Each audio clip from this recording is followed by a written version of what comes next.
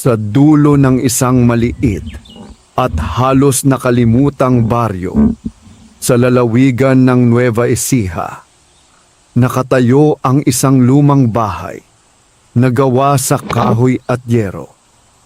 Ang bubong nito ay kalawangin na at ang mga dingding ay tila ba unti-unting kinakain ng panahon.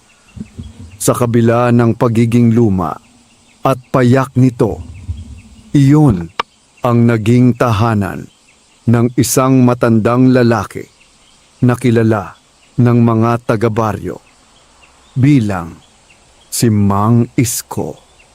Si Mang Isko ay 73 taong gulang na.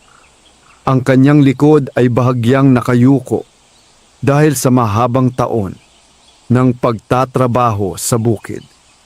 Ang kanyang mga kamay ay magaspang, puno ng mga marka ng hirap at pawis, mga palatandaan ng isang buhay na ginugol sa pagtitiis para sa pamilya.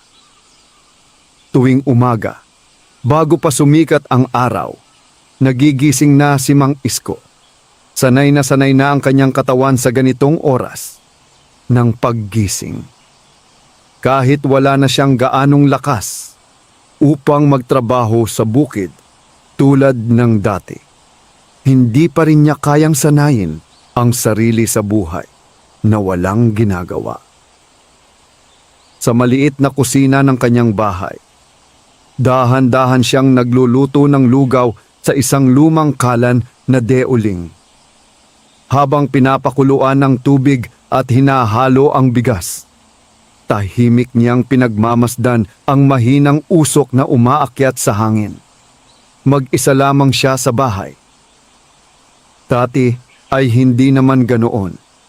Noong mga nakaraang taon, ang bahay na iyon ay puno ng ingay at buhay. May halakhakan, may sigawan ng mga bata, may amoy ng lutong pagkain tuwing tanghali. Ngunit ngayon, ang lahat ng iyon ay tila naging alaala na lamang. Mayroon lamang isang anak si Mang Isko, si Daniel. Lumaki si Daniel sa baryong iyon. Bata pa lamang siya, ay kilala na siya ng lahat bilang matalino at masipag. Hindi tulad ng ibang bata sa baryo na agad tumutulong sa bukid. Si Daniel ay laging may hawak na libro.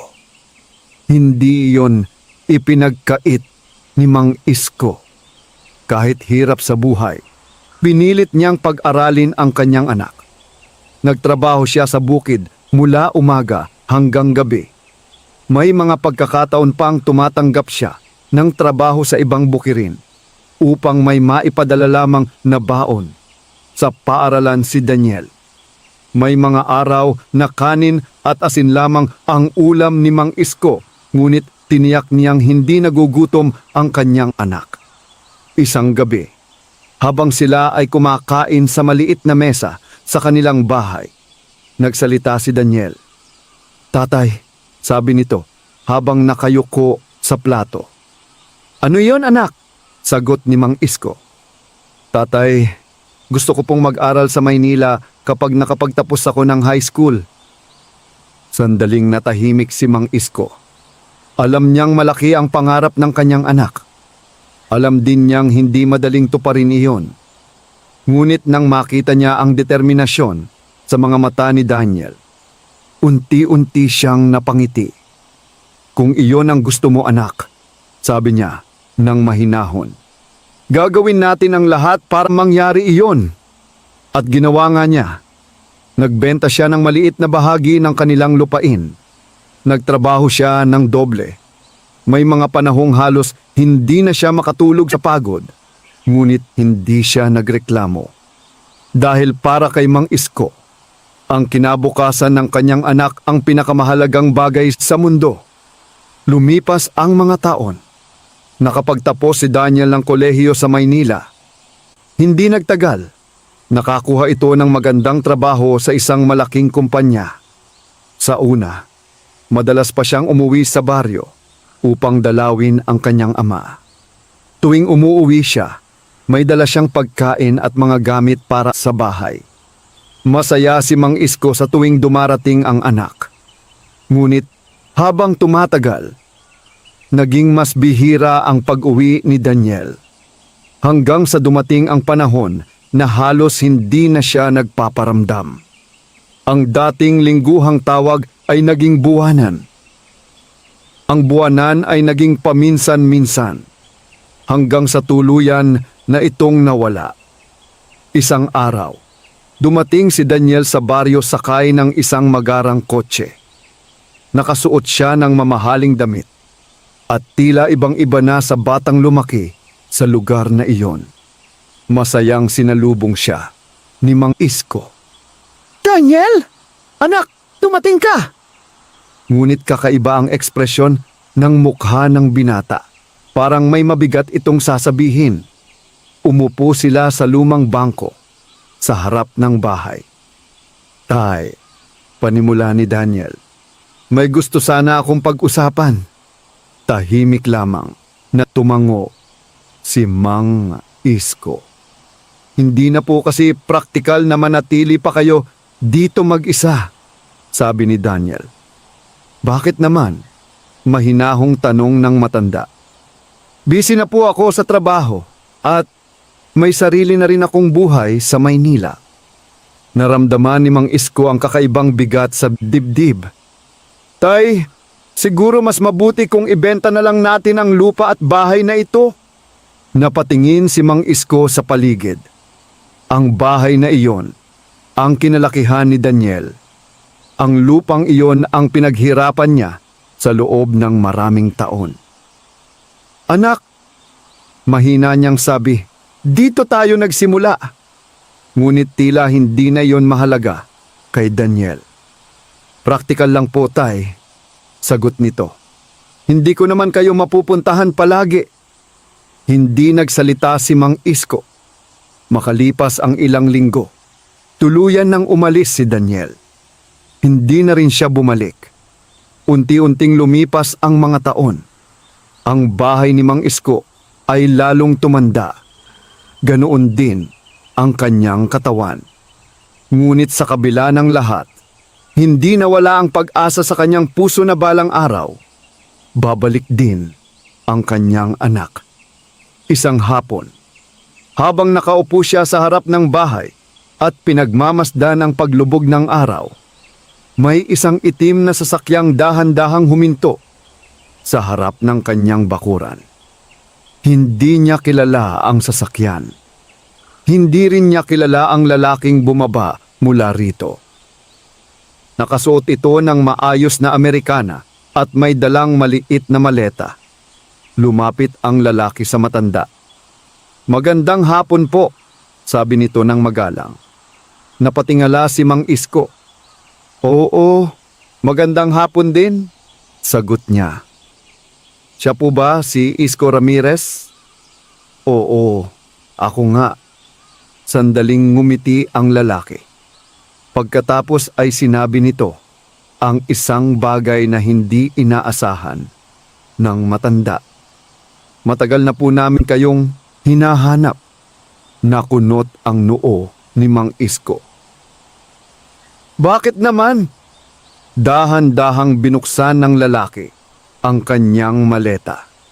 Mula roon ay inilabas niya ang ilang dokumento. Tungkol po ito sa isang ari-arian na matagal nang nakapangalan sa inyo. Hindi makapaniwala si Mang Isko dahil sa buong buhay niya wala siyang naipon na kayamanan. Ngunit ang lalaking nasa harap niya ay tila may dalang balita na maaaring magbago ng lahat. At sa sandaling iyon, hindi pa alam ng matanda na ang simpleng araw na iyon ang magsisilbing simula ng isang hindi inaasahang kapalaran. Matagal na nakatitig si Mang Isko sa lalaking nasa harap niya. Hindi niya mawari kung bakit may isang taong hindi niya kilala ang biglang naghahanap sa kanya at may dalang mga dokumento. Mahina ang ihip ng hangin sa bakuran. Ang mga dahon ng mangga sa gilid ng bahay ay marahang gumagalaw habang ang araw ay unti-unti nang lumulubog sa kanluran. Pasensya na po kung bigla akong dumating, sabi ng lalaki habang marahang nagsara ng maleta. Ang pangalan ko po ay Attorney Roberto Salcedo. Napakamot sa ulo si Mang Isko. Abogado ka pala, iho, pero bakit mo ako hinahanap? Umupo ang abogado sa kahoy na bangko sa tapat ng matanda. Maingat niyang inilapag sa mesa ang makapal na sobre na may mga selyo at pirma. May kinalaman po ito sa isang ari-arian at pamana. Napakunot ang noo ni Mang Isko.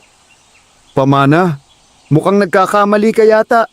Wala naman akong kamag-anak na mayaman. Sandaling tumahimik ang abogado. Para bang pinipili nito ang iyang mga salitang sasabihin. May kilala po ba kayong Don Vicente Ramirez? Napaisip ang matanda. Matagal siyang tumingin sa malayo. Tila hinahalukay ang mga alaala sa kanyang isip. Pagkaraan ng ilang sandali, ay bahagya siyang napangiti.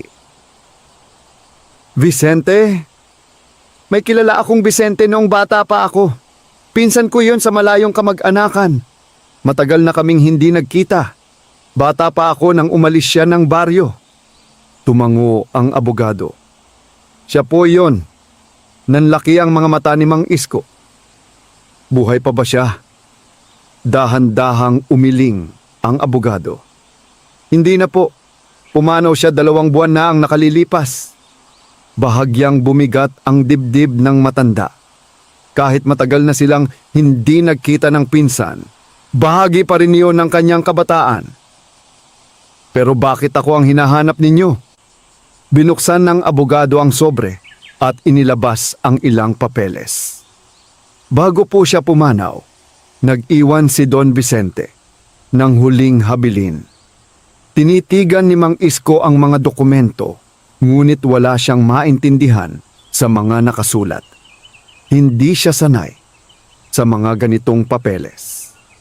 Sa kanyang testamento, pagpapatuloy ng abogado, iisa lamang ang taong kanyang pinangalanan bilang pangunahing tagapagmana. Sinong tao iyon? Tumingin ng diretso ang abogado kay Mang Isko. Kayo po. Nanahimik ang paligid. Parang biglang tumigil ang hangin.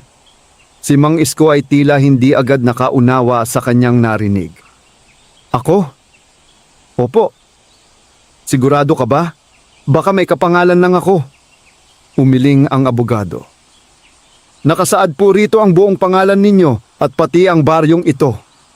Dahan-dahang napahawak si Mang Isko sa dibdib. Hindi maaari. Matagal na kaming walang balita sa isa't isa.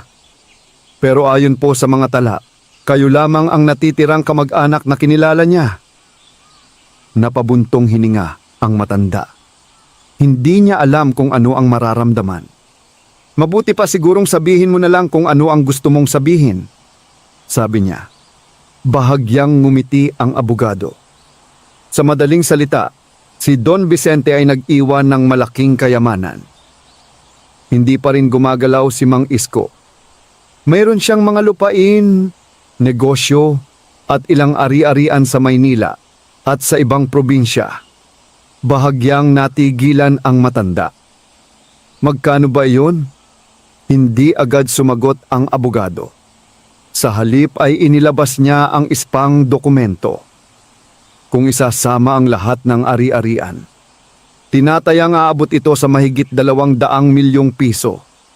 Biglang napahigpit ang hawak ni Mang Isko sa bangko. Parang umikot ang mundo niya sa sandaling iyon. Hindi maaaring totoo iyon. May mga dokumento po tayong nagpapatunay. Mahinahong sagot ng abogado. Ilang sandali ay walang nagsalita. Ang simpleng matandang magsasaka na halos walang ipon ay biglang sinasabihan na siya ang magmamana ng napakalaking kayamanan. Sigurado ka ba talagang ako iyon? Tanong niya muli. Opo. Pero bakit ako? Huminga ng malalim ang abogado. Ayon sa sulat na iniwan ni Don Vicente, kayo raw po ang nag-iisang kamag-anak na nakilala niyang may mabuting puso. Napatingin si Mang Isko sa lupa. Minsan daw po, pagpapatuloy ng abogado, noong kabataan ninyo, kayo ang tumulong sa kanya noong wala siyang makain. Unti-unting bumalik sa alaala ng matanda ang isang pangyayari. Isang batang lalaki, payat, gutom, at isang maliit na mangkok ng kanin na ibinahagi niya. Hindi niya iyon inisip na malaking bagay noon. Ngunit para kay Vicente, malinaw na hindi niya iyon nakalimutan. Sinabi niya sa sulat, dagdag ng abogado, na kung hindi dahil sa kabutihan ninyo noon, maaaring hindi niya nalampasan ang pinakamahirap na bahagi ng kanyang buhay. Tahimik na napapikit si Mang Isko. Sa kanyang puso ay may kakaibang halo ng lungkot at pasasalamat. Matagal na panahon na ang lumipas. Hindi niya akalaing may isang alaala mula sa kanyang kabataan ang babalik upang baguhin ang kanyang kapalaran. Pero ano ang kailangan kong gawin? Tanong niya. Inaasahan po namin na pumunta kayo sa Maynila upang maisaayos ang mga papeles at opisyal na mailipat sa inyo ang mga ari-arian. Napakamot sa ulo ang matanda. Hindi pa nga ako halos nakalalabas ng baryong ito. Ngumiti ang abogado. Wala po kayong dapat ipag-alala. Kami na ang bahala sa lahat ng proseso. Tahimik na nag-isip si Mang Isko. Ang buhay niya sa baryo ay simple. Mahaba na ang mga taon na ginugol niya sa tahimik na pamumuhay. Ngunit sa isang iglap, may bagong landas na biglang bumukas sa kanyang harapan. Isang landas na hindi niya kailanman inasahan. Tay, bulong niya sa sarili habang nakatingin sa lumang bahay. Kung naroon lamang sana ang kanyang anak upang makita ang lahat ng ito. Ngunit wala si Daniel. Matagal na. Huminga ng malalim si Mang Isko. Pagkatapos ay tumingin siya sa abogado. Sige, sabi niya ng mahinahon. Pupunta ako sa Maynila. Ngunit hindi niya alam na ang desisyong iyon ang magiging simula ng napakalaking pagbabago sa kanyang buhay. At sa parehong sandali, sa isang marangyang kondominium sa Maynila, si Daniel ay abala sa kanyang sariling mundo. Walang kaalam-alam na ang amang iniwan niya sa baryo ay malapit nang maging isang taong hindi na niya kailanman inasahang maging. Madaling araw pa lamang ay gising na si Mang Isko. Tahimik ang buong baryo. Ang manipis na hamog ay nakalatag sa lupa at ang malamig na hangin ay dumadampi sa kanyang balat habang siya ay nakatayo sa harap ng kanyang lumang bahay. Sa loob ng maraming taon, iyon ang parehong tanawin na kanyang nasisilayan tuwing umaga. Ang parehong puno ng mangga, ang parehong maliit na bakuran, ang parehong bahay na naging saksi sa lahat ng hirap at sakripisyo ng kanyang buhay. Ngunit ngayong araw ay iba. Ngayon ang araw na alis siya sa baryo. Dahan-dahan niyang sinara ang lumang pinto ng bahay. Bit-bit niya ang isang maliit na bag na naglalaman lamang ng ilang damit at personal na gamit. Hindi siya sanay sa paglalakbay. Sa katunayan, bihira siyang lumabas ng baryo sa buong buhay niya. Ngunit sa pagkakataong ito, tila hinihila siya ng kapalaran patungo sa isang bagong yugto ng kanyang buhay. Sa labas ng bakuran ay nakahinto ang itim na sasakyan na sinakyan ng abogadong si Roberto Salcedo noong nakaraang araw. Nakatayo ang abogado sa tabi nito, Magandang umaga po, Mang Isko. Bati niya. Magandang umaga rin, sagot ng matanda, habang marahang inilalagay ang bag sa likurang bahagi ng sasakyan. Handa na po ba kayo? Saglit na napatingin si Mang Isko sa kanyang bahay. Ang lumang kahoy na dingding ay tila ba may mga kwentong gustong ikwento. Doon siya tumanda. Doon niya pinalaki ang kanyang anak. Doon din niya naranasan ang pinakamahihirap na sandali ng kanyang buhay. Ngunit sa kabila ng lahat, kailangan niyang umalis. Tumango siya. Oo, sumakay sila sa sasakyan. Habang unti-unting lumalayo ang kotse mula sa baryo, tahimik lamang na nakatingin sa bintana si Mang Isko. Ang mga tanawin ng bukirin, mga puno at mga bahay kubo ay isa-isang nawawala sa kanyang paningin. Hindi niya alam kung kailan siya muling makakabalik. Matagal ang kanilang biyahe. Lumipas ang ilang oras bago nila narating ang Maynila. Para kay Mang Isko, ang lungsod ay tila ibang mundo. Napakataas ng mga gusali. Ang mga sasakyan ay walang tigil sa pagdaan. Ang mga tao ay tila laging nagmamadali. Hindi niya mapigilang mapatingin sa paligid. Ang laki pala ng Maynila, mahina niyang sabi. Ngumiti ang abogado. Masasanay din po kayo. Pagkaraan ng ilang sandali, ay pumasok ang kanilang sasakyan sa isang malawak na compound na napapalibutan ng mataas na pader at bakal na gate. May gwardyang nagbukas ng gate nang makita ang kotse. Huminto ang sasakyan sa harap ng isang napakalaking bahay. Hindi makapaniwala si Mang Isko sa kanyang nakikita. Ang bahay ay 3 palapag, gawa sa bato at salamin. Malawak ang bakuran nito. May mga maayos na halaman at may fountain sa gitna ng hardin. Dito po nakatira si Don Vicente, paliwanag ng abogado. Hindi agad nakapagsalita si Mang Isko. Para sa isang taong buong buhay na nanirahan sa maliit na bahay sa baryo, ang ganitong klasing tahanan ay tila napakalayo sa kanyang mundo. Pasok po tayo, sabi ng abogado. Pagpasok nila sa loob ng bahay, ay lalo pang namangha ang matanda. Malawak ang sala. May malalambot na sofa, malalaking painting sa dingding, at mga chandelier na kumikislap sa kisame. Ang sahig ay gawa sa makintab na marmol. Hindi mapigilang mapailing ni Mang Isko. Parang hindi ako bagay dito. Sa totoo lang po, sagot ng abogado. Mula ngayon, lahat ng ito ay sa inyo na.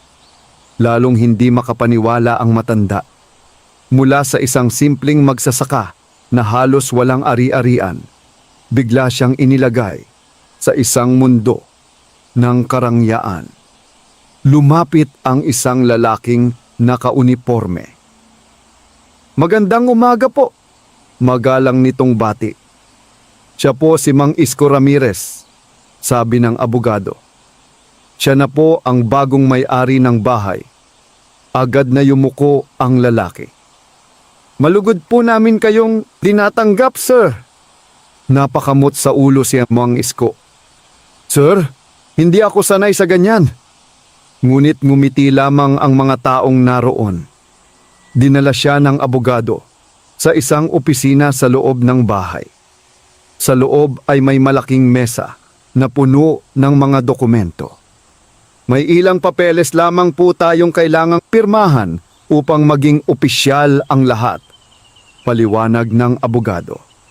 Maingat na ipinaliwanag ni Roberto Salcedo ang bawat dokumento, ang mga lupain, ang mga negosyo, ang mga bank account. Habang pinakikinggan iyon ni Mang Isko, unti-unti niyang nauunawaan kung gaano kalaki ang iniwang kayamanan ni Don Vicente. Ngunit sa kabila ng lahat ng iyon, Ang kanyang puso ay nanatiling tahimik. Hindi siya agad natuwa. Hindi rin siya nagpakita ng kasabikan. Sa halip ay tila may iniisip siyang mas malalim. May problema po ba? Tanong ng abogado. Umiling ang matanda. Wala. Sandali siyang tumingin sa bintana. Sa kanyang isipan ay biglang pumasok ang alaala ng kanyang anak, si Daniel. Kung narito lamang sana siya, kung nakita lamang sana nito ang lahat ng ito.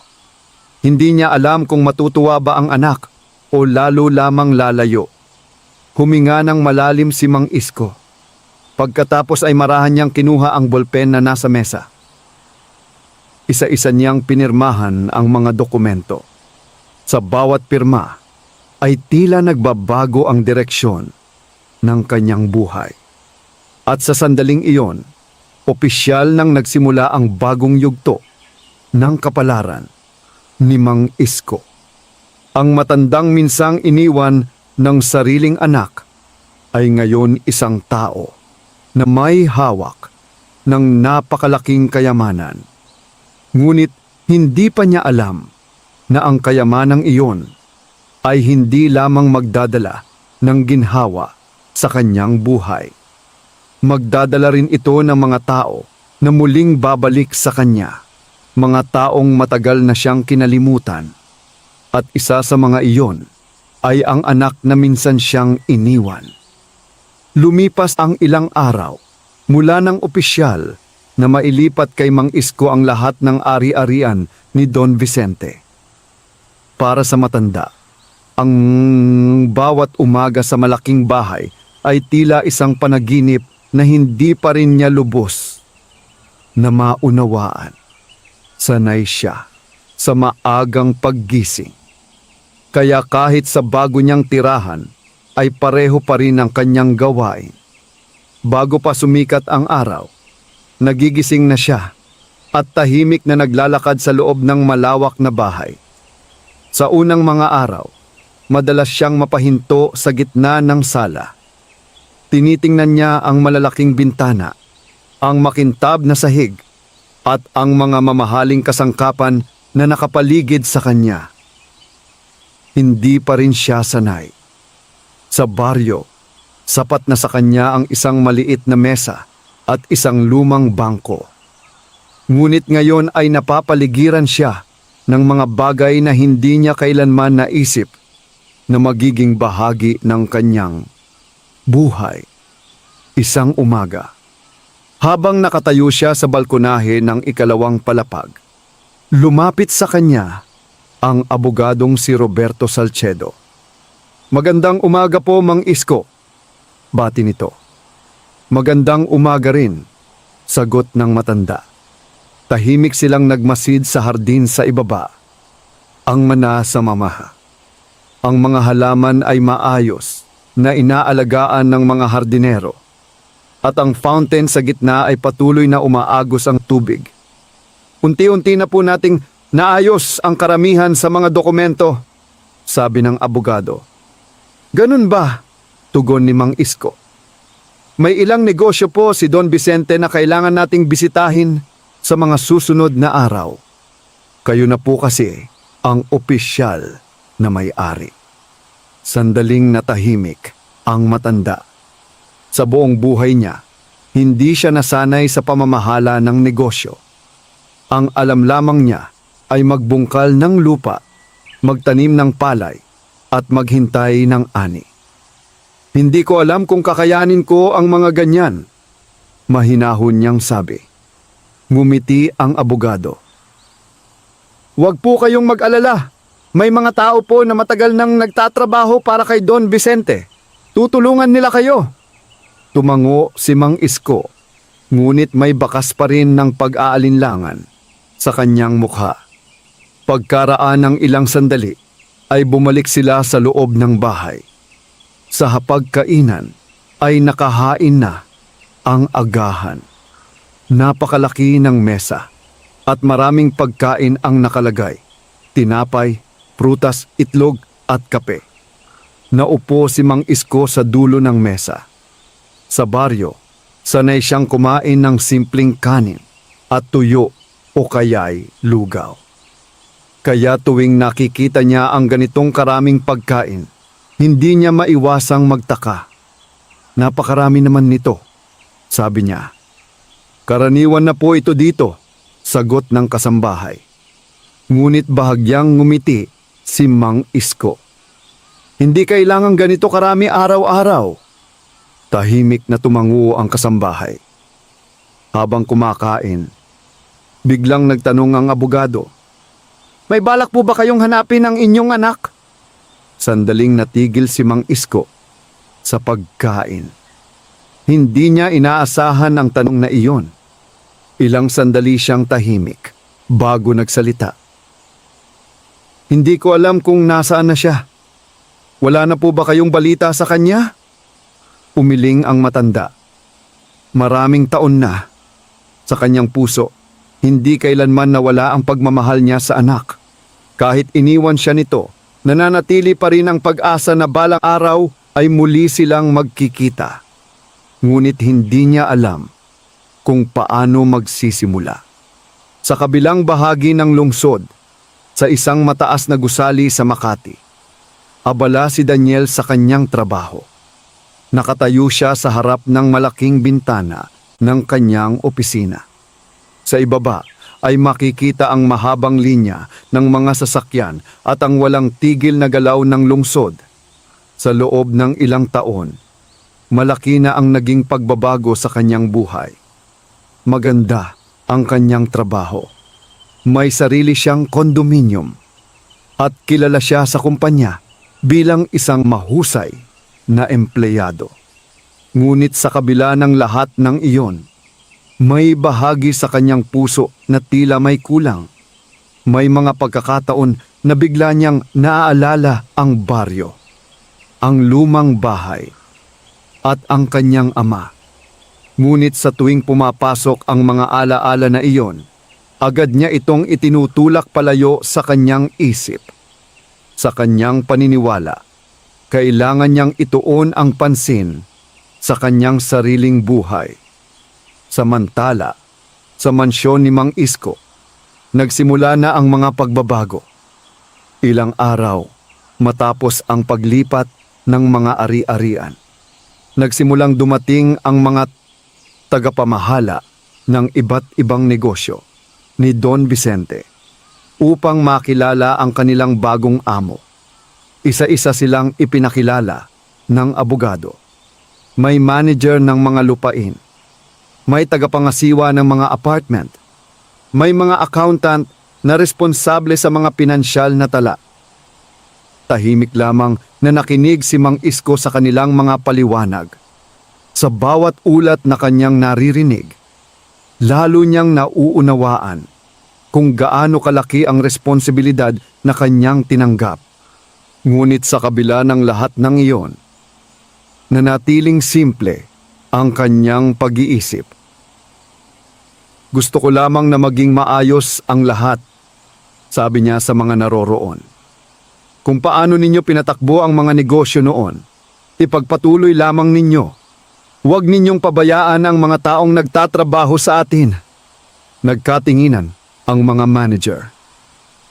Hindi nila inaasahan ang ganoong kasimple at mahinahong pananalita mula sa isang taong biglang naging may-ari ng napakalaking kayamanan. Para sa kanila, kakaiba si Mang Isko. Wala siyang kayabangan. Wala ring pagmamataas. Isa lamang siyang matandang lalaki na tila hindi nagbago kahit nabago na ang kanyang kapalaran. Nang gabing iyon, matapos ang mahabang araw ng pag-uusap at pag-aayos ng mga papeles, naglakad si Mang Isko sa hardin ng mansyon. Tahimik ang gabi. Ang ilaw mula sa mga poste sa hardin ay nagbibigay ng banayad na liwanag sa paligid. Huminto siya sa tabi ng fountain. Sa kanyang isipan ay muling sumagi ang alaala ng kanyang anak. Hindi niya alam kung nasaan na si Daniel ngayon. Hindi rin niya alam kung maaalala pa ba siya nito. Ngunit sa kanyang puso, iisa lamang ang kanyang hangarin. Kung sakaling magkita silang muli balang araw, nais lamang niyang makita na maayos ang buhay ng kanyang anak. Hindi niya kailangan ng kapalit. Hindi niya kailangan ng paliwanag. Para kay Mang Isko, sapat na ang muling makita ang kanyang anak. Ngunit hindi niya alam na sa paglipas ng mga araw, ang balita tungkol sa kanyang bagong kayamanan ay unti-unting kakalat. At sa sandaling makarating ito, sa mga taong minsang lumayo sa kanya, magsisimula ang isang serye ng mga pangyayaring muling mag-uugnay sa kanyang nakaraan. At isa sa mga unang makakarinig nito ay ang anak na matagal nang nawala sa kanyang buhay. Sa loob lamang ng ilang linggo, matapos mailipat kay Mang Isko ang mga ari-arian ni Don Vicente, nagsimulang kumalat ang balita sa iba't ibang lugar. Sa mundo ng negosyo, mabilis kumalat ang impormasyon, lalo na kapag may bagong taong biglang lumitaw na naging may-ari ng malalaking lupain at kumpanya. Maraming tao ang nagtaka. Sino ang matandang lalaking iyon? Saan siya nanggaling? At bakit siya ang napiling tagapagmana ng isang napakayamang negosyante?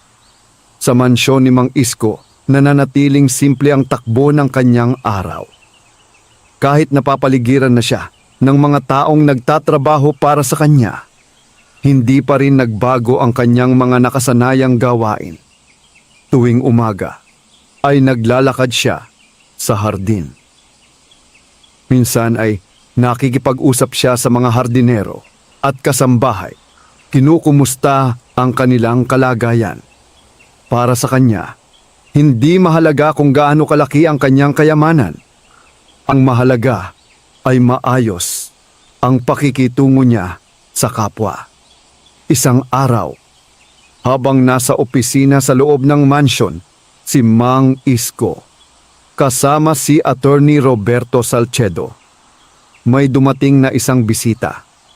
Kumatok ang sekretarya sa pintuan. "Sir, may isang lalaking gustong makipagkita sa inyo." Napatingin si Mang Isko sa abogado. "Sino yon?" Sinabi po niyang matagal na raw kayong magkakilala. Nagkatinginan ang dalawa. "Papasukin mo," sabi ni Mang Isko. Pagbukas ng pinto, ay pumasok ang isang lalaking nasa 50 taong gulang. Nakasuot ito ng maayos na polo at pantalon. Ngunit nang makita ni Mang Isko ang mukha nito, agad niya itong nakilala. "Pedro?" Bahagyang ngumiti ang lalaki. "O Isko, ako nga." Si Pedro ay dating kapitbahay ni Mang Isko sa baryo. Maraming taon na rin silang hindi nagkita. Lumapit ito at kinamayan ang matanda. "Matagal na kitang hindi nakita." "Ganon din ako," sagot ni Mang Isko. Ngunit napansin niya agad ang kakaibang kilos ng dating kapitbahay. May kakaibang kislap sa mga mata nito. "Napabalita sa baryo ang nangyari sa iyo," sabi ni Pedro habang nakatingin sa paligid ng opisina. "Hindi ko akalain na ganito nakalaki ang buhay mo ngayon." Napakamot lamang sa ulo si Mang Isko. "Hindi ko rin naman inaasahan ang lahat ng ito." Umupo si Pedro sa harap ng mesa. "Alam mo ba, Isko," sabi niya, "nung nalaman ko ang nangyari sa iyo, naisip kong puntahan ka." Tahimik lamang na nakinig ang matanda. "Naalala ko ang mga araw natin sa baryo," pagpapatuloy ni Pedro. "Magkasama tayong nagtrabaho sa bukid noon." Tumango si Mang Isko. Totoo iyon. Ngunit alam din niyang matagal nang nagkanya-kanya ng landas ang bawat isa. "May kailangan ka ba?" Mahinahong tanong niya. Saglit na natahimik si Pedro. Pagkatapos ay ngumiti ito. "Sa totoo lang, may problema kasi ako sa negosyo." Hindi nagulat si Mang Isko. Sa loob lamang ng ilang minuto ng pag-uusap, ay naramdaman na niya kung saan papunta ang usapan. Malaki ang utang ko ngayon, dagdag ni Pedro. Hindi agad sumagot ang matanda. Tahimik lamang siyang nakatingin sa lalaki. Kung maaari sana, baka matulungan mo ako. Sa gilid ng mesa, tahimik na pinagmamasdan ni Attorney Salcedo ang nangyayari. Alam niyang simula pa lamang ito.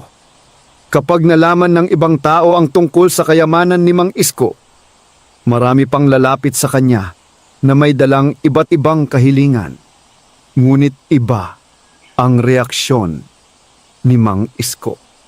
Hindi siya nagpakita ng pagkainis. Hindi rin siya nagpakita ng kayabangan. Sa halip ay marahan siyang nagsalita. Pedro, matagal na tayong magkakilala. Tumango ang lalaki. Kung kaya kitang tulungan, tutulungan kita. Biglang lumiwanag ang mukha ni Pedro. Talaga? Pero may isang bagay akong gusto mong tandaan. Ano iyon? Ang tulong ay hindi dapat inaabuso. Agad na tumango si Pedro. Oo naman. Ngunit sa kabila ng mga salitang iyon, hindi alam ni Mang Isko na sa sandaling iyon, unti-unti nang dumarami ang mga taong makakarinig tungkol sa kanyang kayamanan. Sa baryo, kung saan siya dating nakatira, ang balita ay naging usap-usapan. Sa maliit na tindahan sa kanto, sa palengke, at maging sa harap ng simbahan, iisa ang paksa ng mga tao. Ang matandang si Mang Isko na minsang nabuhay sa kahirapan ay ngayon isang napakayamang tao. At sa isang bahagi ng Maynila, may isang taong nakarinig ng balitang iyon. Isang matandang kakilala mula sa baryo ang bumisita sa kondominium ni Daniel. Habang nag-uusap sila, biglang nabanggit ang pangalan ng kanyang ama. Alam mo ba ang balita tungkol sa tatay mo? Napakunot ang noo ni Daniel. Anong balita? Hindi mo pa alam? Ang alin? Ngumiti ang matandang lalaki. Ang tatay mo, isa na ngayon sa mga pinakamayayamang tao. Parang biglang tumigil ang mundo ni Daniel. Hindi siya makapaniwala sa kanyang narinig. Anong sinasabi mo? Hindi biro yon, sagot ng lalaki. May malaking kayamanan na napunta sa kanya. Tahimik si Daniel. Sa loob ng maraming taon, hindi niya hinanap ang kanyang ama. Hindi niya ito kinumusta. Ngunit sa sandaling iyon, isang bagong katanungan ang pumasok sa kanyang isip.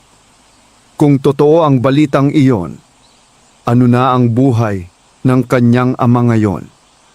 At higit sa lahat, may lugar pa ba siya sa buhay ng matandang iniwan niya? Hindi niya alam na ang tanong na iyon ang magiging simula ng pagbabalik ng kanyang nakaraan. At sa pagbabalik na iyon, unti-unting masusubok ang tunay na halaga ng kayamanan, pamilya at kapatawaran. Matagal na nakaupo si Daniel sa sopa ng kanyang kondominium matapos marinig ang balita tungkol sa kanyang ama. Tahimik ang buong silid. Sa labas ng bintana ay makikita ang mga ilaw ng lungsod na kumikislap sa dilim ng gabi. Ngunit kahit gaano kaganda ang tanawin, hindi iyon napapansin ni Daniel. Paulit-ulit na umiikot sa kanyang isip ang sinabi ng matandang kakilala mula sa baryo. Ang kanyang ama, si Mang Isko, ay biglang naging mayaman.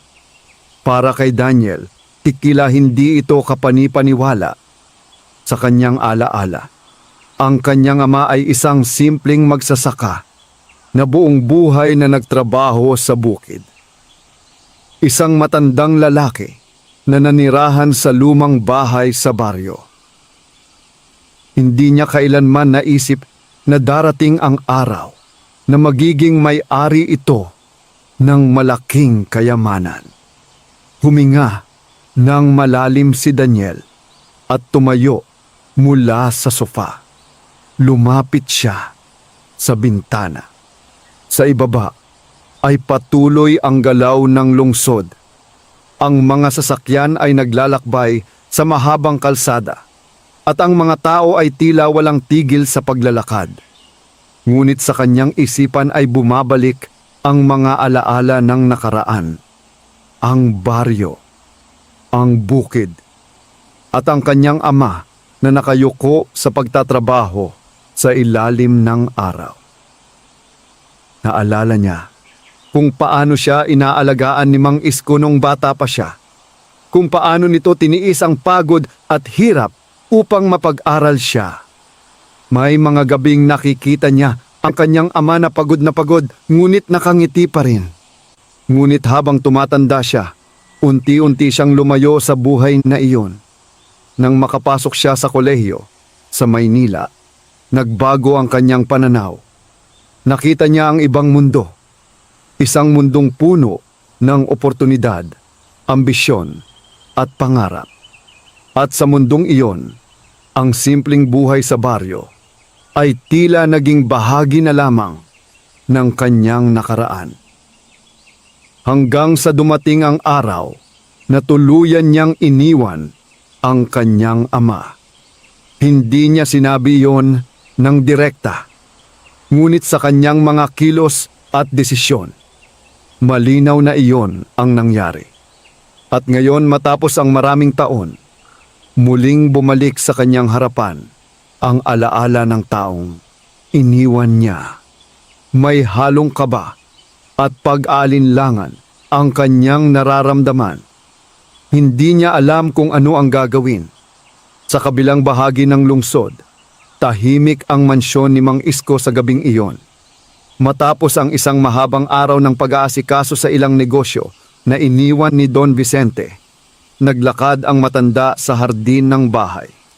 Ang malamig na hangin ng gabi ay nagbibigay ng kakaibang katahimikan sa paligid.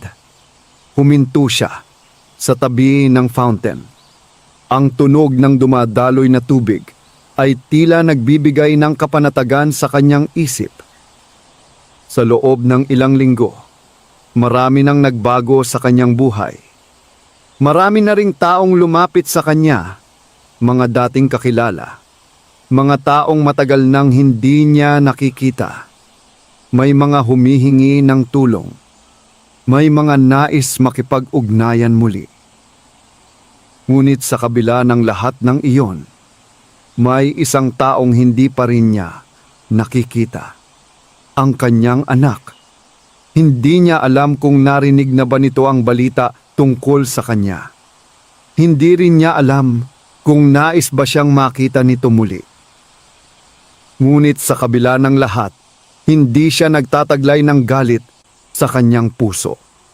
Para kay Mang Isko, ang pagiging ama ay hindi nasusukat sa sama ng loob. Ito ay nasusukat sa kakayahang magpatawad.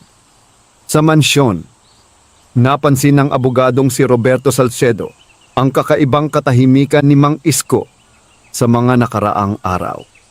Isang gabi, habang sila ay nag-uusap sa opisina, nagtanong siya, "Iniisip ninyo po ba ang inyong anak?" Bahagyang ngumiti ang matanda. "Halata ba?" "Kaunti po." Sandaling natahimik ang dalawa.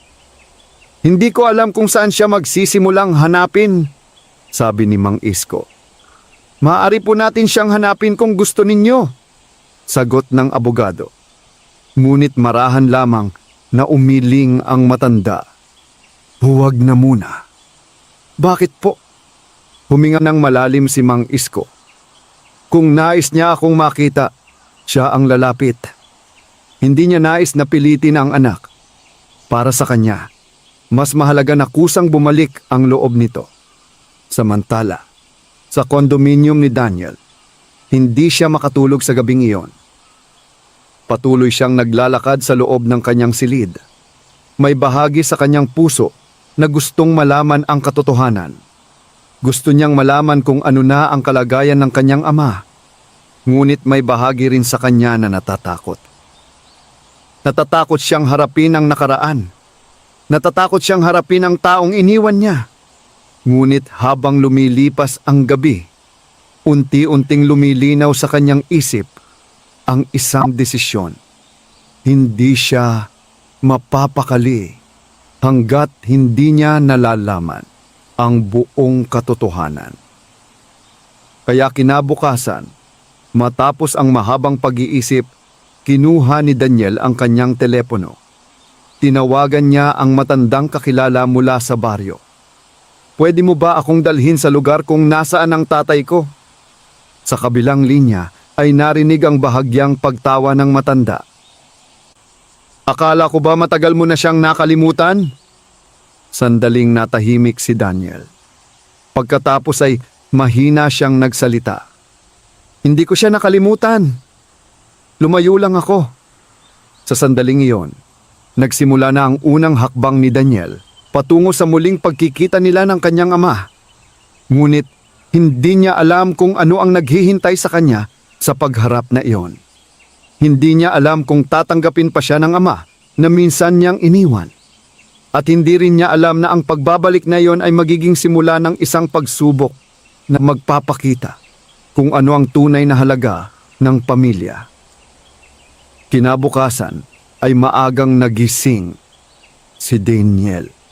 Hindi siya sanay na gumising ng ganito kaaga, ngunit halos hindi rin naman siya nakatulog ng maayos. Buong gabi ay paulit-ulit na bumabalik sa kanyang isip ang alaala ng kanyang ama. Ang simpleng bahay sa baryo. Ang matandang lalaking walang ibang ginawa kundi ang magsumikap para sa kanya.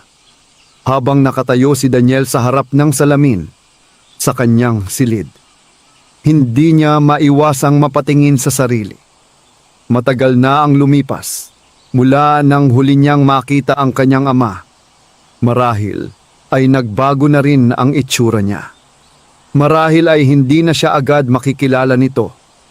Huminga siya ng malalim. Pagkatapos ay mabilis siyang naghanda upang umalis. Pagbaba niya sa lobby ng kondominium ay naghihintay na ang matandang kakilala nilang si Mang Arturo. Ang lalaking nagbalita sa kanya tungkol sa nangyari sa kanyang ama. Nakatayo ito sa tabi ng isang lumang sasakyan. "Nagdesisyon ka na pala talaga," sabi ni Mang Arturo nang makita siya. "Oo," sagot ni Daniel. "Handa ka na bang makita ang tatay mo?" Sandaling natahimik si Daniel. "Hindi ko alam kung handa na ako," mahinahon niyang sagot. "Pero kailangan ko siyang makita." Tumango si Mang Arturo. Sumakay sila sa sasakyan at nagsimulang bumiyahe. Habang papalayo sila sa gitna ng lungsod, unti-unting nagbabago ang tanawin sa labas ng bintana. Ang matataas na gusali ay napalitan ng mas maliliit na bahay. Ang maingay na kalsada ay napalitan ng mas tahimik na daan. Ngunit hindi na sila patungo sa baryo kung saan lumaki si Daniel. May ibang lugar silang pupuntahan. "Sigurado ka bang dito na nakatira si tatay?" tanong ni Daniel habang nagmamaneho si Mang Arturo. "Oo," sagot ng matanda. "Hindi na siya sa baryo. May malaking bahay na raw siya ngayon." Napakunot ang noo ni Daniel. Hindi pa rin niya lubos na maisip kung paano nangyari ang lahat ng iyon. Makaraan ang ilang oras ng biyahe, ay pumasok sila sa isang malawak at maayos na lugar sa labas ng lungsod. Napansin ni Daniel ang matataas na pader at mga malalaking bahay sa paligid. Ang lugar. Tahimik. Maayos. May mga gwardiya sa bawat gate. "Dito na tayo," sabi ni Mang Arturo habang papalapit sila sa isang malaking bakal na gate. Huminto ang sasakyan sa harap nito. Lumapit ang gwardiya. Ano po ang sadya ninyo? Sasamahan ko lang itong si Daniel, sagot ni Mang Arturo. Anak siya ni Mang Isko. Napatingin ang gwardiya kay Daniel. May bakas ng pagtataka sa kanyang mukha. Sandali lang po. Pumasok ang gwardiya sa maliit na guardhouse at tila may tinawagan. Makalipas ang ilang sandali, ay bumalik ito. Pwede po kayong pumasok. Unti-unting bumukas ang malaking gate. Habang pumapasok ang sasakyan sa loob ng compound, nanlaki ang mga mata ni Daniel. Sa kanyang harapan ay isang napakalawak na bakuran. May mga maayos na halaman. May fountain sa gitna. At sa dulo ng driveway ay nakatayo ang isang napakalaking mansyon. Hindi siya makapaniwala. Ang kanyang ama, ang simpleng magsasaka na nakilala niya buong buhay, ay ngayon nakatira sa ganitong klasing bahay. Huminto ang sasakyan sa harap ng mansyon. Hindi agad bumaba si Daniel. Pakiramdam niya ay mabigat ang kanyang dibdib. Anak, sabi ni Mang Arturo, ito na ang pagkakataon mo. Tahimik siyang tumango. Dahan-dahan siyang bumaba ng sasakyan. Sa bawat hakbang na ginagawa niya, patungo sa pintuan ng mansyon, ay parang bumabalik ang lahat ng alaala ng nakaraan. Ang kanyang kabataan, ang mga sakripisyo ng kanyang ama, at ang araw na iniwan niya ito. Pagdating niya sa pintuan ay may kasambahay na nagbukas. Opo, gusto ko sanang makita si Mang Isko, sabi ni Daniel. Sabihin mo sa kanya, anak niya ako. Nanlaki ang mga mata ng kasambahay. Agad itong pumasok sa loob. Ilang sandali ang lumipas. Sa loob ng mansion, si Mang Isko ay nakaupo sa sala habang nagbabasa ng ilang dokumento na ibinigay ng kanyang mga tagapamahala. Lumapit ang kasambahay. Sir, Ano yon? May bisita po kayo sa labas. Sino? Sinabi niya po, anak ninyo siya. Biglang natigil ang matanda. Parang tumigil ang oras sa sandaling iyon. Dahan-dahan siyang tumayo. Hindi niya agad alam kung ano ang mararamdaman. Sa loob ng maraming taon, inisip niya kung darating pa ba ang araw na iyon. At ngayon bigla itong dumating. Naglakad siya patungo sa pintuan. Habang papalapit siya sa entrada ng bahay, bumibilis ang tibok ng kanyang puso. Pagbukas ng pinto, ay nakita niya ang isang lalaking nakatayo sa labas. Matangkad, maayos ang suot, ngunit ang mga mata nito ay pamilyar. Napahinto si Mang Isko. Daniel! Mahinang lumabas ang pangalan mula sa kanyang bibig. Tahimik na nakatayo si Daniel. Hindi niya alam kung paano magsisimula. Hindi niya alam kung paano hihingi ng tawad. Ngunit sa sandaling iyon, nagtagpo ang kanilang mga mata. At sa pagitan ng katahimikan ng sandaling iyon, nagsimula ang pinakamahalagang pag-uusap na matagal nang hindi nangyari sa kanilang buhay. Isang pag-uusap na maaaring maghilom ng sugat ng nakaraan o tuluyang magpalayo sa kanila. Nanatiling nakatayo si Daniel sa harap ng pintuan ng mansyon habang nakatingin sa kanyang ama. Si Mang Isko ay tila napako sa kinatatayuan. Hindi siya agad makapagsalita at maging si Daniel ay hindi rin alam kung paano sisimulan ang kanilang pag-uusap. Maraming taon ang lumipas mula nang huli silang magkita. Maraming bagay ang nagbago. Ngunit sa sandaling iyon, tila bumalik ang lahat sa dati. Ang ama at anak na muling nagkaharap matapos ang mahabang panahon ng katahimikan. Pumasok ka, mahinahong sabi ni Mang Isko. Bahagyang tumango si Daniel at dahan-dahang pumasok sa loob ng bahay. Pagpasok niya sa sala, ay hindi niya maiwasang mapatingin sa paligid. Malawak ang lugar, maayos ang mga kasangkapan, at halatang marangya ang kabuuan ng bahay. Ngunit sa kabila ng lahat ng iyon, ang kanyang pansin ay nanatili sa matandang lalaking nakatayo sa kanyang harapan. Ang kanyang ama. Napansin niya agad na mas matanda na ito kaysa sa huli niyang alaala.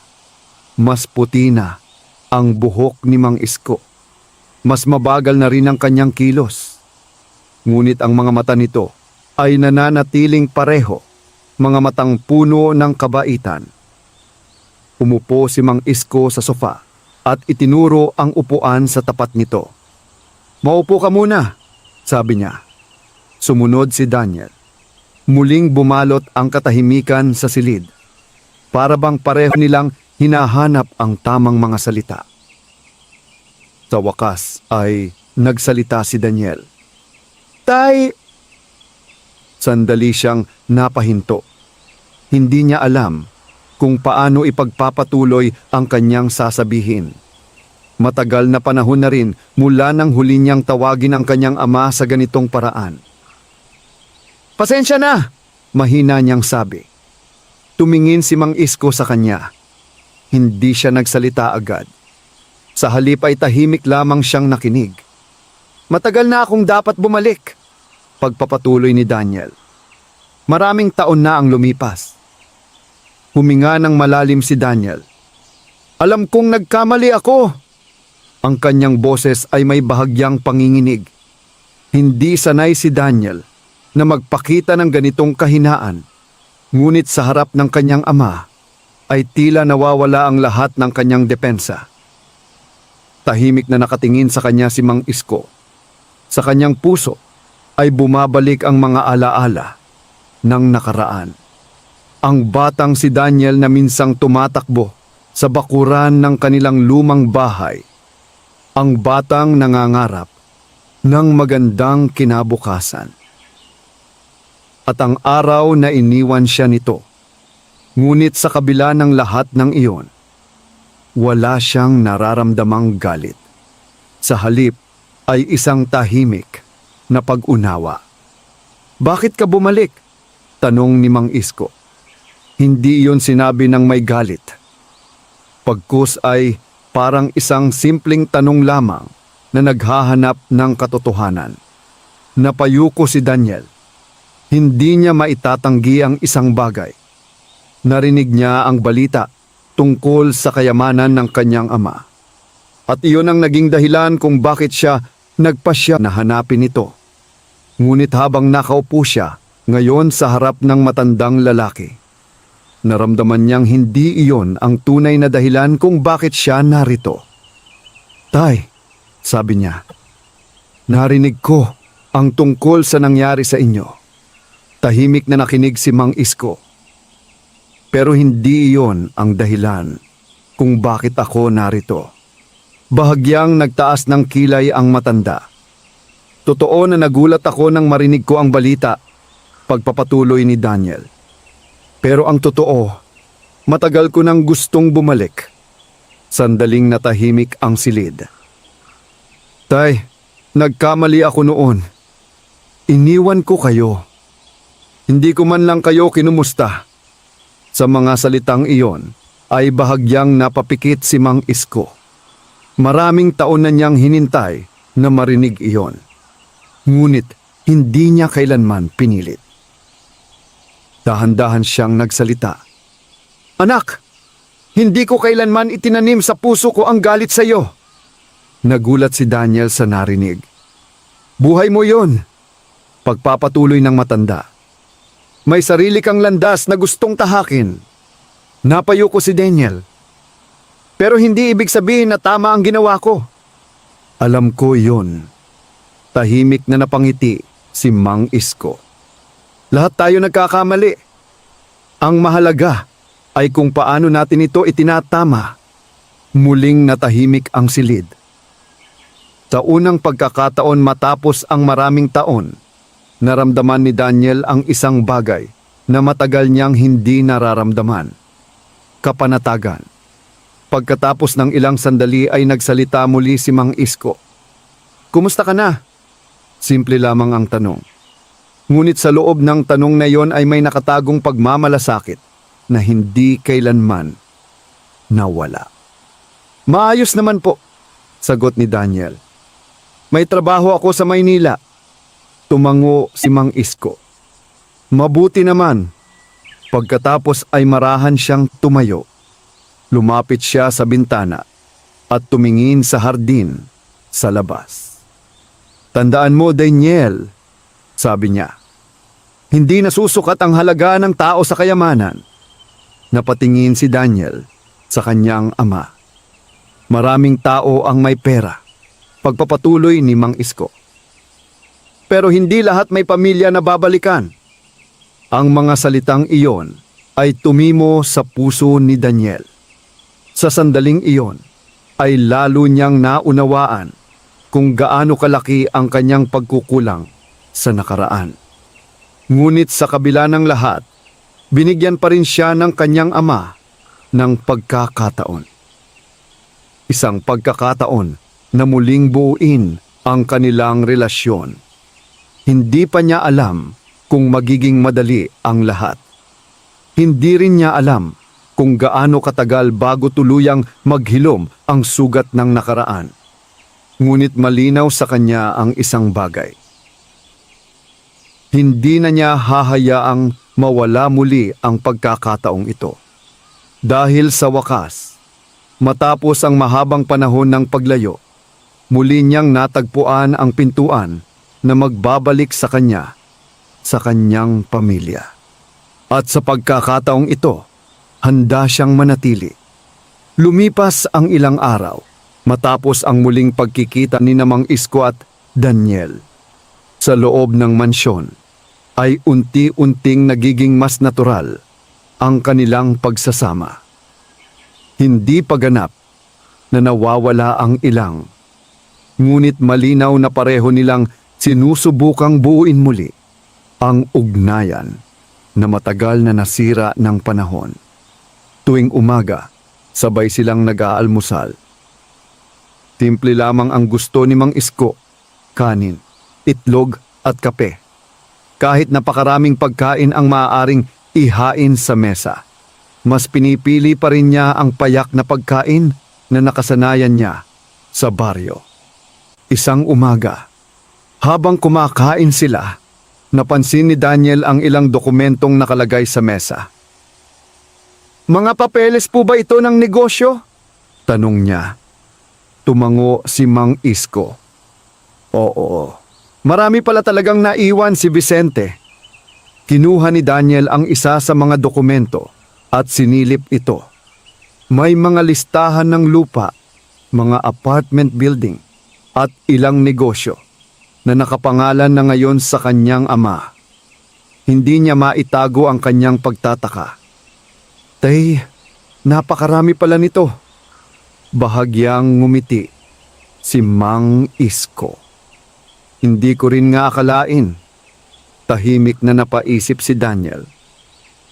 Sa loob ng ilang taon na nagtrabaho siya sa Maynila, alam niyang napakahirap maabot ang ganitong antas ng kayamanan. Ngunit ang kanyang ama, na buong buhay ay naging magsasaka, ay biglang naging may-ari ng napakalaking ari-arian. "Ti," sabi niya, "kung gusto ninyo, maaari ko kayong tulungan sa pag-aasikaso ng mga negosyo." Napatingin si Mang Isko sa kanya. Hindi siya agad sumagot. Hindi dahil nagdududa siya sa kakayahan ng anak, kundi dahil nais niyang maintindihan ang tunay na dahilan sa likod ng alok nito. "Sigurado ka ba?" tanong niya. "Oo," sagot ni Daniel.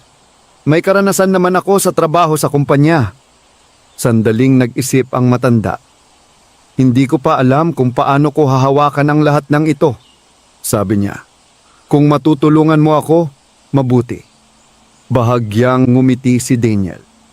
Sa unang pagkakataon, matapos ang kanilang muling pagkikita, naramdaman niya na unti-unting bumabalik ang tiwala ng kanyang ama. Ngunit habang unti-unting nagiging maayos ang kanilang relasyon, may mga mata sa labas ng mansyon na tahimik na nagmamasid. Ang balita tungkol sa kayamanan ni Mang Isko ay patuloy na kumakalat, hindi lamang sa baryo, kundi pati sa mundo ng negosyo. May mga taong nagtataka kung sino ang matandang biglang lumitaw bilang tagapagmana ng napakalaking ari-arian. Mayroon ding mga taong nagsisimulang magplano kung paano sila makikinabang sa sitwasyon. Isang hapon, habang nasa opisina si Mang Isko kasama si Attorney Roberto Salcedo, may dumating na ulat. May ilang negosyante po na gustong makipagkita sa inyo, sabi ng abogado. Para saan? May mga alok po silang partnership. Napakamot sa ulo si Mang Isko. Hindi ko pa nga lubos na naiintindihan ang mga negosyo ni Vicente. Ngunit ipinaliwanag ng abogado na normal lamang iyon kapag nalaman ng ibang negosyante na may bagong may-ari ng malalaking ari-arian. Karaniwan na may mga lalapit upang mag-alok ng iba't ibang kasunduan. Tingnan na lang natin, sabi ng matanda. Sa kabilang bahagi ng mansyon, si Daniel ay naglalakad sa hardin habang nag-iisip. Sa loob ng ilang araw na pananatili niya roon, marami siyang napansin. Ang kanyang ama ay nananatiling simple. Hindi ito nagbago kahit napakalaki na ng kayamanan nito. Ngunit alam ni Daniel na ang mundo ng negosyo ay hindi ganoon kasimple. Maraming tao ang maaaring lumapit sa kanyang ama na may ibang intensyon. At sa pagkakataong iyon, naramdaman niyang may responsibilidad siyang bantayan ang matanda. Habang naglalakad siya sa hardin, lumapit sa kanya si Attorney Salcedo. Daniel, sabi ng abogado. Opo, napansin ko na nais mong tumulong sa iyong ama. Oh, tahimik na tumango ang abogado. Mabuti yun. Pero kailangan mong malaman na hindi magiging madali ang lahat. Napakunot ang noo ni Daniel. Bakit po? Kapag may kayamanan, sagot ng abogado, maraming tao ang darating. Hindi lahat ng iyon ay may mabuting intensyon. Napatingin si Daniel sa mansyon. Sa loob ng bahay na iyon ay naroon ang kanyang ama. Isang matandang lalaki na sanay sa payak na buhay. At ngayon ay napapalibutan ito ng isang mundong puno ng interes at ambisyon. Sa sandaling iyon ay nagkaroon ng malinaw na desisyon si Daniel. Kung bibigyan siya ng pagkakataon ng kanyang ama, gagawin niya ang lahat upang protektahan ito. Hindi na niya hahayaan na muling mag-isa ang matandang minsang iniwan niya. Ngunit hindi pa niya alam na sa mga darating na araw, may mga taong darating sa kanilang buhay na susubok sa kanilang tiwala sa isa't isa. Mga taong maaaring magdala ng kaguluhan sa kanilang bagong simula. At sa gitna ng mga pagsubok na iyon, masusubok kung ang pagbabalik ni Daniel ay tunay na mula sa puso o isa lamang bahagi ng kapalaran na hindi pa lubos na nahahayag. Makalipas ang ilang linggo, mula nang bumalik si Daniel sa buhay ng kanyang ama, nagsimula ng maging mas maayos ang kanilang araw-araw na pamumuhay sa mansyon. Unti-unti nang nasasanay si Daniel sa bagong kapaligiran ng kanyang ama. Mas nakikilala rin niya ang mga taong matagal nang nagtatrabaho para sa negosyo ni Don Vicente. Kasabay nito, nagsimula na rin siyang tumulong sa ilang gawain sa opisina ng mansyon. Isang umaga, Habang nakaupo si Mang Isko sa kanyang opisina at tinitingnan ang mga ulat ng negosyo, pumasok si Daniel dala ang isang folder ng mga dokumento. "Tay," sabi niya, "ito po yung mga ulat ng apartment building sa Quezon City." Kinuha iyon ni Mang Isko at maingat na binuksan. Bagamat hindi siya sanay sa mga ganitong papeles, sinisikap niyang unawain ang bawat detalye. "Napansin ko po," pagpapatuloy ni Daniel, "na may ilang gusali na kailangan ng ipaayos." Tumango ang matanda. "Mabuti at napansin mo yon." Tahimik na napangiti si Daniel. Sa bawat araw na lumilipas, ay nararamdaman niyang unti-unting lumalalim ang tiwala ng kanyang ama sa kanya. Ngunit habang nagiging maayos ang kanilang samahan, may mga pangyayaring nagsisimulang magbigay ng unang pagsubok sa kanilang bagong relasyon. Isang hapon, may dumating na 3 lalaki sa mansyon. Maayos ang kanilang pananamit at halatang mga negosyante. Sinalubong sila ni Attorney Roberto Salcedo at dinala sa opisina kung saan naghihintay si Mang Isko. "Magandang hapon po," bati ng isa sa kanila. "Magandang hapon din," sagot ni Mang Isko. Nagpakilala ang mga lalaki bilang mga negosyante na matagal nang nakikipag-ugnayan kay Don Vicente. May dala silang isang proposal.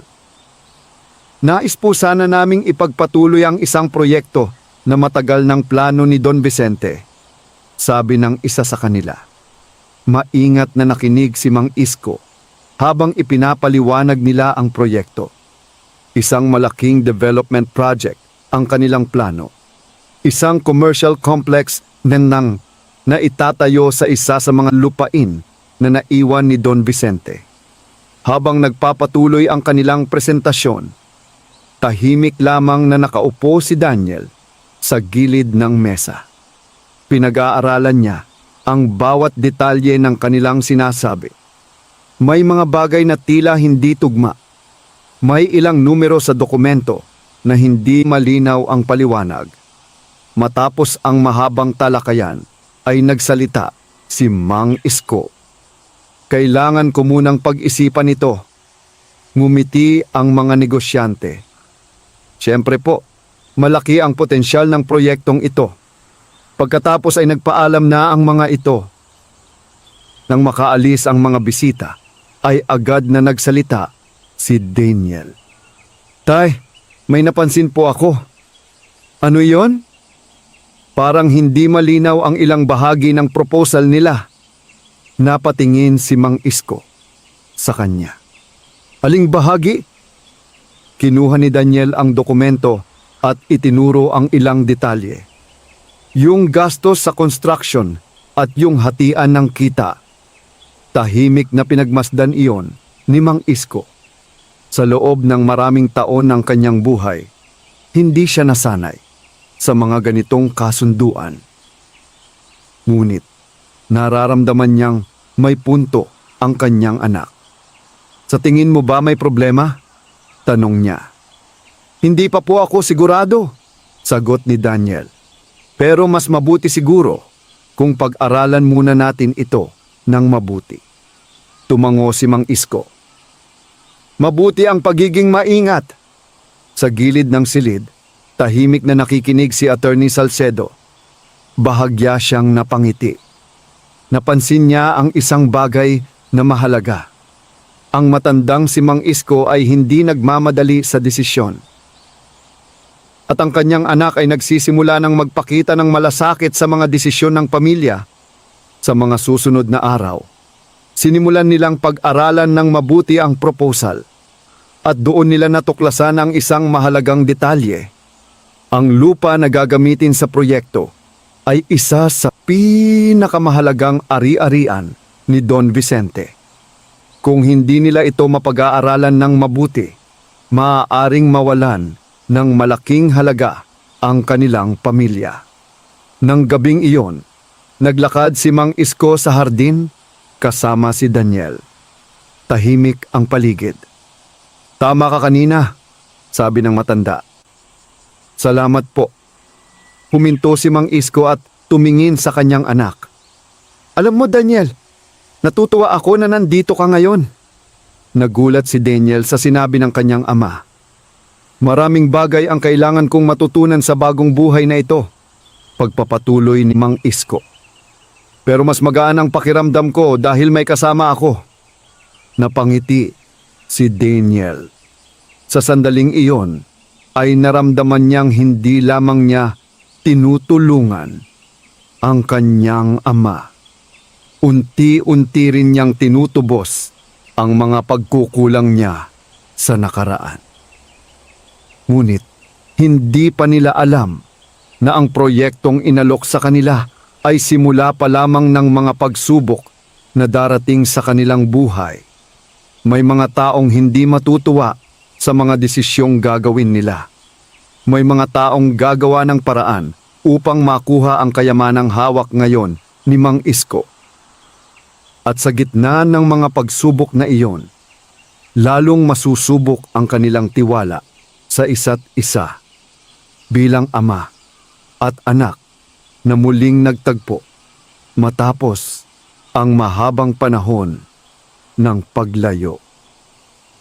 Lumipas ang ilang buwan mula nang magsimulang harapin ni Mang Isko at Daniel ang mga negosyo at ari-ariang iniwan ni Don Vicente. Sa tulong ni Attorney Roberto Salcedo at ng ilang matagal ng tagapamahala ng mga kumpanya, unti-unting natutunan ni Mang Isko ang mundo na dati ay lubos na banyaga sa kanya. Ngunit sa kabila ng lahat ng kayamanan na ngayon ay nasa kanyang pangalan, hindi nagbago ang kanyang pagkatao. Nanatili siyang simple, nanatili siyang mapagpakumbaba, at higit sa lahat, nanatili siyang isang ama na may pusong puno ng pagmamahal para sa kanyang anak. Sa kabilang banda, si Daniel ay patuloy na tumutulong sa pamamahala ng kanilang mga negosyo. Ginamit niya ang kanyang karanasan sa trabaho upang maprotektahan ang mga ari-arian ng kanyang ama mula sa mga taong may ibang intensyon. Ang ilang negosyanteng nag-alok ng mga kahina-hinalang kasunduan ay hindi na muling nakalapit sa kanila dahil sa maingat na pag-aaral at pagdedesisyon. Napangalagaan nila ang mga lupain at negosyo na iniwan sa kanila. Isang umaga, habang nagkakape si Mang Isko sa balkonahe ng mansyon, lumapit sa kanya si Daniel. Tahimik ang umaga. Ang sikat ng araw ay marahang tumatama sa hardin at ang mga ibon ay maririnig na umaawit sa mga puno. "Magandang umaga, tay," sabi ni Daniel. "Magandang umaga rin, anak," sagot ng matanda. Umupo si Daniel sa katapat na upuan. Iilang sandali silang tahimik na nagmasid sa hardin. "Te," biglang sabi ni Daniel, "may gusto sana akong sabihin." Napatingin si Mang Isko sa kanya. "Ano yon?" Huminga ng malalim si Daniel. "Salamat po." Bahagyang ngumiti ang matanda. "Sa ano?" "Sa pagbibigay ninyo sa akin ng pangalawang pagkakataon." Napayuko si Daniel. "Hindi ko alam kung paano ko babayaran ang lahat ng ginawa ninyo para sa akin." Tahimik na nakinig si Mang Isko. Pagkatapos ay maraan siyang nagsalita. "Anak, walang ama na naghihintay ng bayad mula sa kanyang anak." Nagulat si Daniel sa sagot. "Ang tanging gusto ko lamang noon," pagpapatuloy ni Mang Isko, "ay makita kang maging maayos ang buhay." Naramdaman ni Daniel ang bigat ng mga salitang iyon. Sa loob ng maraming taon, inisip niyang iniwan na niya ang kanyang nakaraan. Ngunit ngayon ay napagtanto niyang ang kanyang ama ay hindi kailanman tumigil sa pagmamahal sa kanya. Pagkaraan ng ilang sandali ay nagsalita muli si Mang Isko. May plano ako. Napatingin si Daniel. Plano. Tumango ang matanda.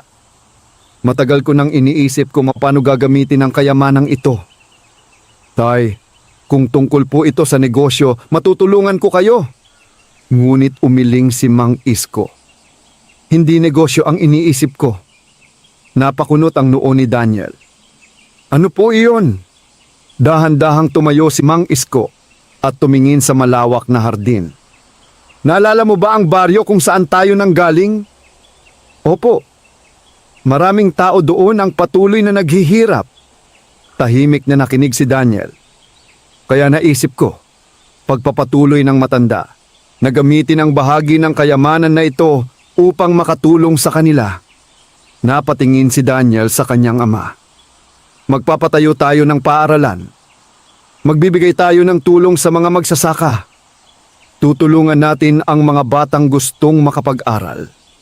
Sa mga salitang iyon, ay unti-unting napangiti si Daniel. Tay, napakaganda pong plano niyan. Hindi ko kailanman pinangarap ang kayamanang ito, sabi ni Mang Isko. Pero kung ibinigay ito sa akin ng kapalaran, gusto kong gamitin ito sa tama. Lumapit si Daniel sa kanyang ama. Tutulungan ko po kayo, tumango si Mang Isko. Sa sandaling iyon, ay naramdaman niyang kumpleto na muli ang kanyang mundo. Hindi dahil sa kayamanan, hindi dahil sa mansyon o sa mga negosyo, kundi dahil sa muling pagbabalik ng kanyang anak. Lumipas ang ilang taon. Sa baryo kung saan dating nanirahan si Mang Isko, maraming bagay ang nagbago. May bagong paaralan. May mga programang tumutulong sa mga magsasaka. May mga kabataang nakapag-aral dahil sa tulong ng pamilyang Ramirez. At sa gitna ng lahat ng iyon, madalas makitang naglalakad sa baryo ang isang matandang lalaki at ang kanyang anak. Hindi sila nagpunta roon upang ipakita ang kanilang kayamanan. Nagpunta sila roon upang ibalik ang kabutihang minsang ibinigay sa kanila ng buhay. Isang araw, habang nakaupo si Mang Isko sa ilalim ng isang puno, malapit sa bagong paaralan, lumapit sa kanya si Daniel. Tay, sabi niya. Oo? Masaya po ba kayo? Ngumiti ang matanda habang nakatingin sa mga batang naglalaro sa bakuran ng paaralan. Oo. Dahil ngayon ko lang tunay na naintindihan kung ano ang tunay na kayamanan. Napatingin si Daniel sa kanya. Ano po iyon? Dahan-dahang tumingin si Mang Isko sa kanyang anak. Ang pamilya, ang pagkakataong magpatawad, at ang pagkakataong makatulong sa kapwa. Sa mga salitang iyon, tahimik na napangiti si Daniel. Dahil sa wakas, matapos ang mahabang paglalakbay ng kanilang buhay, natagpuan nila ang kayamanang hindi kailanman mabibili ng pera. At doon nagtatapos ang kwento ng isang matandang minsang iniwan ng anak. Ngunit sa huli ay muling natagpuan ang tunay na yaman ng buhay. Wakas.